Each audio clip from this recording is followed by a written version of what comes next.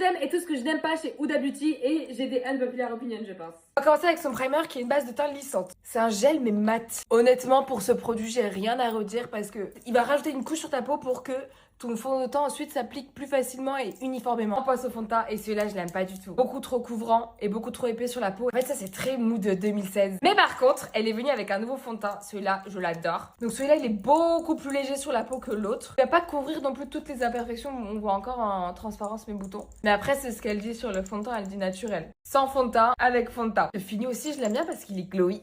Ça je pense que c'est unpopular opinion. Mais l'anti-cerne Huda Beauty moi j'arrive pas parce qu'en fait j'ai le contour des yeux très sec et comme il est très couvrant bah en fait il va un peu dessécher mon contour des yeux. J'avoue je le mets presque jamais. Je vous jure j'ai voulu l'aimer parce que j'ai vu plein de vidéos dessus où c'est le petit cerne préféré de plein de personnes. Mais si t'as vraiment le contour des yeux sec, il est assez marquant. Passons à ces blushs, c'est des bangers, je les adore. Ils s'appliquent hyper facilement et s'estompent très facilement aussi.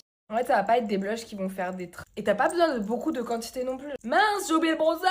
C'est pendant cette vidéo que je me suis rendu compte que Huda n'a pas tant de bronzer que ça. Enfin, elle a ce produit, mais qui date de très longtemps. En fait, la couleur, je la trouve parfaite et il est très pigmenté. Alors, ce que j'aime bien, c'est qu'il est très crémeux. Il s'estompe très facilement. Surtout, il sèche pas vite, ce qui fait que t'as le temps de le travailler. Ensuite, passons aux palettes. Je sais plus exactement quand est-ce qu'elle a sorti celle-là. Mais je vous avoue qu'en termes de couleur, je suis pas très fan. Mais par contre, celle-là, la Icy Nude, je sais pas, elle give. Par exemple, on a cette couleur. D'ailleurs, je vais l'utiliser, tiens. Vous voyez ce beau gris là? Ensuite, je vais prendre cette couleur pour le coin externe. J'ai fait un petit make-up vite fait pour que vous voyez le potentiel de la palette.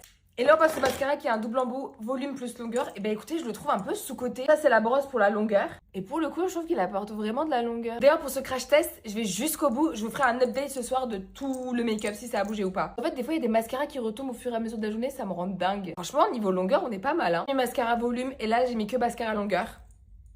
Quand je vous dis qu'il est sous-côté. Alors là, la poudre Huda, elle n'a pas été virale pour rien. Mais j'avoue que c'est pas non plus la poudre que je vais mettre tous les jours. Je trouve qu'elle est quand même plus adaptée pour les full face plutôt que les make-up assez légers. Parce que c'est assez épais.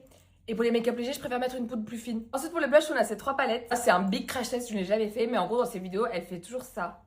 Elle prend les trois couleurs. Elle l'applique comme ça sur la joue. C'est beau. J'ai peur que ça fasse une tache, en fait. Magnifique. En fait, des fois, les blushs en poudre, ça fait des taches. Et là, pour le coup, pas du tout. On passe avec ces crayons à lèvres teintés. Je suis mitigée. Attendez, je vais mettre ce feutre parce que c'est avec celui-là que j'ai le problème. Donc là, je l'applique. Et moi, ce que j'aime bien faire, c'est un dégradé. Donc là, je suis venue tirer la matière. Que bah, en fait, c'est trop tard parce que ça a déjà presque séché. Et je sais pas, des fois, j'ai l'impression que l'encre, elle sèche. Genre, tu vois, là, tu vois, j'applique, il n'y a rien. Je trouve l'application est assez compliquée. Je vous avoue que je trouve que c'est des redites trop dures à travailler.